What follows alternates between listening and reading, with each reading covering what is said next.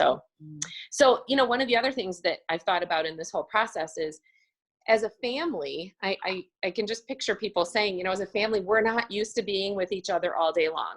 Like, we joke at school that because we're a smaller school, that we're a school family. And we know within a family, sometimes people get along and sometimes people don't.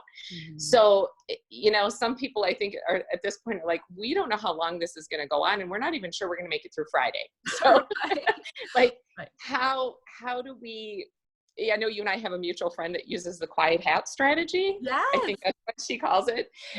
So when she has it on, everybody needs to be quiet, I believe is what it is. But I love that. What are your hints on trying to navigate all this togetherness? So we have times, all our kids share rooms. So even if we send them to their rooms, they're not necessarily alone. But we try to have spaces, even my bedroom's available, but where we have a quiet time, where people just, it's not an option to play with your sibling, even if you've been fighting all morning and now you just can't wait to play Barbies, no, you're just going to have you're going to go to a quiet place without a screen in our house, just to have that decompressed time. It's with a book, or it's drawing, or it's maybe it is Barbies, or, if you have older kids, a puzzle, or I don't know, some kind of game. But building in that 1 hour of time, I think also just creating circles, like emotional boundary circles, is something that I'm learning how to do now that I have teenagers. But when you're all in such a tight space, or you're always together in that level of community, if someone's having a bad day, or is really angry, or starts slamming doors, or, is just bucking the whole system on getting school done, it's like they can take the whole house hostage emotionally, right? Mm-hmm. And then how do you recover from that? And I know we're supposed to be the adults, but we're humans too, and we have our own stuff going on. And so I think it's just mentally having that attitude of like, okay, I'm the parent, I'm going to set the tone. And I put, if people are having a really hard time, I'll let them feel their feelings, but we have ways that you can appropriately feel feelings, and with the rest of us.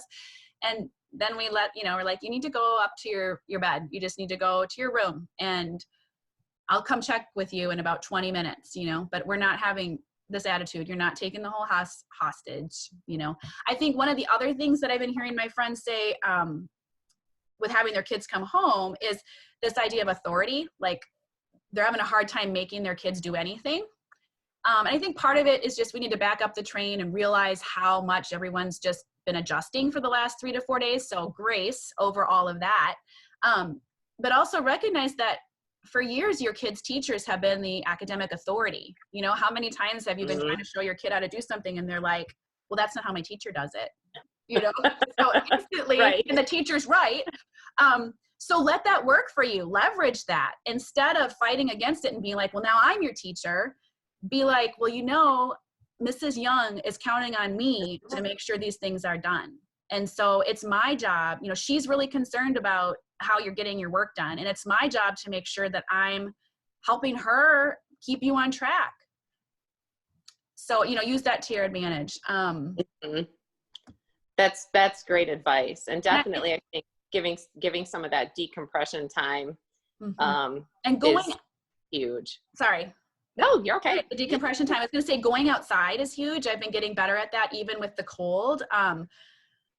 But it changes personalities. It changes my personality. Even if it's just a walk around the block, even if it's snowing, even if it's really cold, even if it's raining, just going outside, breathing some fresh air.